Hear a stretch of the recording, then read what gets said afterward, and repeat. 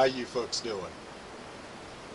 So an older man and his wife, they're about 75 years old. They decided it'd be pretty neat for a couple their age to have a child.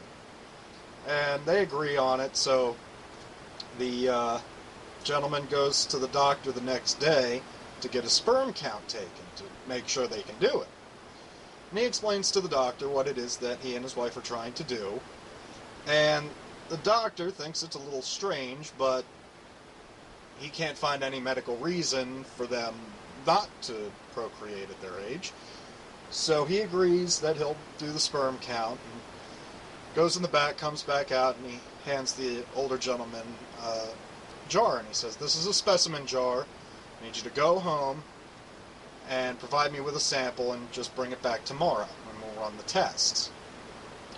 So the man takes the jar, and he goes home. Comes to the doctor the next day, and hands the doctor the jar, and the doctor looks at it, and the jar's empty.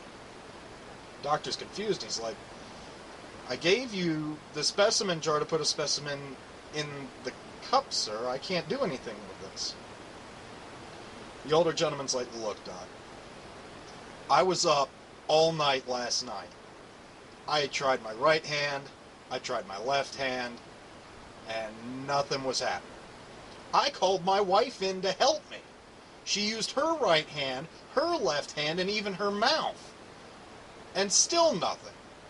We got so frustrated, we called our next door neighbor in our retirement community over to see if, she couldn't help us out. And she tried her right hand and her left hand and her mouth. She even used her teeth a little bit, and nothing happened."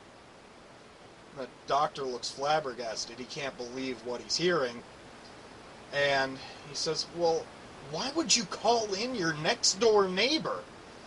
And the old man says, "Well, look, Doc, if I can't, my wife can't, and my next door neighbor can't, there ain't nobody in our retirement community that was going to be able to get the lid off of that jar."